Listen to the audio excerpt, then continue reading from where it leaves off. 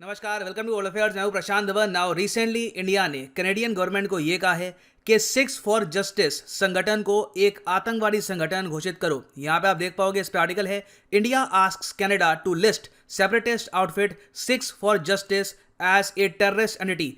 India में by the way मैं आपको ये बता दूं कि हालांकि वैसे ये संगठन यूएस बेस्ड है, मगर इंडियन गवर्नमेंट ने इनको बैन कर रखा है under UAPA unlawful activities prevention act.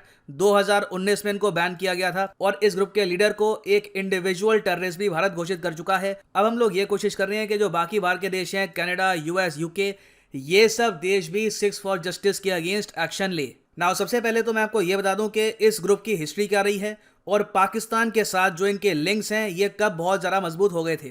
वैसे तो आप अगर देखो, जो खालिस्तान की मूवमेंट है, इसको ओवर द ईयर्स कई संगठनों ने सपोर्ट किया है। कनाडा में, यूएसए में डेफिनेटली उन लोगों को बैकिंग मिलती है पाकिस्तान की आईएसआई से, मगर सिक्स फॉर जस्टिस उन गिने चुने ग्रुप्स में से है जिनका लिटरली पाकिस्तान ने ऑफिस खुलवाया है लाहौर में। अभी बताऊंगा उसके बारे में, मगर पहले ये जान लो कि इन लोगों ने सितंबर 2013 में क्या किया कि यूएसए में एक केस डाल दिया सोनिया गांधी के अगेंस्ट। जी हाँ, कांग्रेस की प्रेसिडेंट सोनिया गांधी के अगेंस्ट केस डाल दिया, ये कहकर कि ये उस पॉलिटिकल पार्टी की लीडर है जिस पॉलिटिकल पार्टी ने 1984 में इंडिया में सिख रॉयट्स करवाए थे। अब देखो, सिख रॉयट्स इंडिया की हिस्ट्री में एक बहुत ही सैड चैप्टर है, बहुत ज़रा दुख होता है उसके बारे में पढ़कर, मगर जो ये ग्रुप है काफ़ी बार सिख रॉयट का बहाना बना करना ये लोग इंडिया को तोड़ने की बात करते हैं, जो अगेन सही नहीं है। खैर, सोनिया गांधी को उन्होंने यहाँ पर टारगेट किया। उसके बाद जो उस वक्त के इंडिया के प्राइम मिनिस्टर थे डॉक्टर मनमोहन सिंह, उनके अगेंस्ट केस कर दिया ह्यूमन राइट्स इशू को लेकर यूएसए के कोर्ट में, और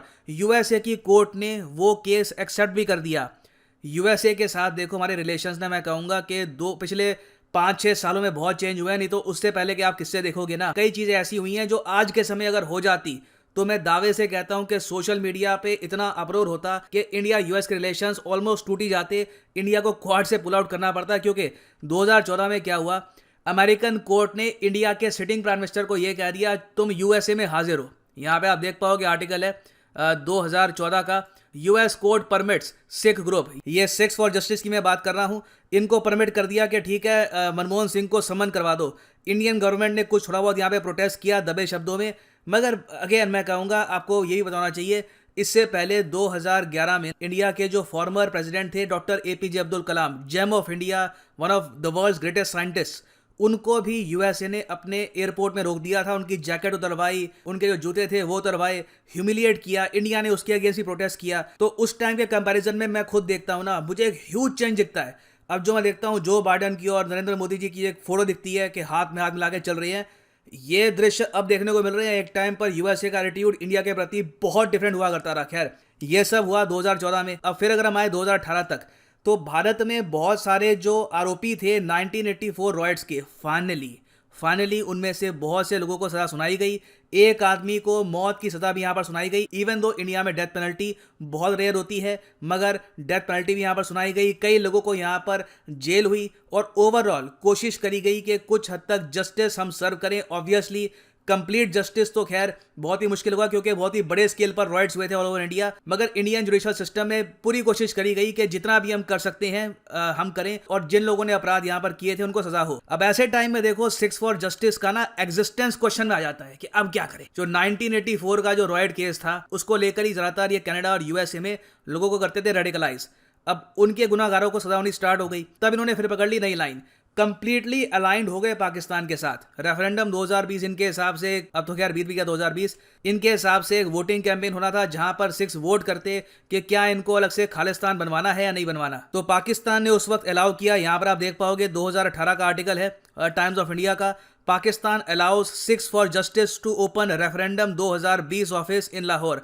तो देखिए, मैं अगेन कहूंगा, पाकिस्तान ने जिस तरीके से ओपनली इंडिया को तोड़ने वाली जो मूवमेंट्स हैं उनको सपोर्ट किया है ना, हम लोग उसका 10% भी नहीं करते। हम लोग बलूचिस्तान को, मैं कह रहा हूँ, अभी कोई ना के बराबर ही सपोर्ट है। अगर हम उन लोगों को खुल के सपोर्ट करना स्टार्ट कर देना, पाकिस्तान संभाल नहीं पाएगा। अगर उनको हम जेन्युइन तरीके से वेपन्स प्रोवाइड करना स्टार्ट कर दें, उनका एक ऑफिस खोल दें, बट अगेन एक रिस्पॉन्सिबल कंट्री की तरह हम कर नहीं सकते, हमारी ये पॉलिसी है नहीं। खैर, पाकिस्तान ने ये सब किया, और पाकिस्तान के लिए देखो खालिस्तान का जो आइडिया है बड़ा स्पेशल इसलिए क्योंकि इनके मन में ये मान के चलते हैं कि जो 1971 का बदला है ये लोग खालिस्तान बनवाकर पूरा करेंगे, जबकि ये पॉसिबल है नहीं। क्योंकि आप अगर देखो आज के समय खालिस्तान का आइडिया ना इंडिया में चला है ना अब्रॉड चला है। अब्रॉड भी जो सिख्स हैं बहुत ही सक्सेसफुल है, अपने करियर पर फोकस्ड हैं, वो लोग फोकस करते हैं अपनी लाइफ को बेटर करने में, बच्चों को पढ़ाने में। इंडिया में भी आप अगर देखो सिख्स बहुत ही ज़्यादा सक्सेसफुल कम्युनिटी है। पॉपुलेशन के हिसाब से आप अगर देखो रफली 2% के आसपास है, मगर क्या इम्पैक्ट है उनका स्पोर्ट्स में, एकेडमिक्स में, हर जगह आप अगर देखो। और पंजाब के इलेक्शंस में भी आप देख लो पिछले कई सालों में अगर किसी कैंडिडेट ने कभी खालिस्तान का मेंशन भी किया है तो उसको वोट नहीं मिलते, हार जाता है इलेक्शन ऑल टुगेदर। और इस टॉपिक पे एक्चुअली कनाडा के एक बहुत ही फेमस जर्नलिस्ट हैं टेरी मेलोस्की, इन्होंने एक किताब भी लिखी थी, रिसेंटली रिलीज हुई है, blood for blood 50 years of the global Khalistan project. इन्होंने बताया कि ओवरऑल खालिस्तान का प्रोजेक्ट एक बहुत ही बड़ा फेलियर रहा है, मगर पॉसिबिलिटी है कि इन द फ्यूचर खालिस्तानी कुछ आतंकवादी हमले कर दे। कनाडा में ये हो चुका है बाय द वे। कनाडा की धरती पे आप अगर देखो तो अब तक का जो सबसे ज़्यादा बदतर टेररिस्ट अटैक हुआ है ये किसी रेडिकल इस्लामिक आउटफिट ने नहीं किया, ये खालिस्तानी आउटफिट ने किया था। बब्बर खालसा, जो आपको पता होना चाहिए कि इंडिया में एक बैंड ग्रुप है। आप अगर मिनिस्ट्री ऑफ होम अफेयर्स की वेबसाइट देखोगे तो यहाँ पर जो 42 बैंड ग्रुप्स हैं अंडर UAPA, उनमें से टॉप पे नाम आता है बब्बर खालसा इंटरनेशनल का। उसके बाद नंबर 2 पे खालिस्तानी कमांडो फोर्स, खालिस्तान जिंदाबाद force, international Sikh youth federation. बहुत से संगठन हैं ओवर द ईयर जिन्होंने खालिस्तान को सपोर्ट किया है, हमने उनको बैन कर रखा है।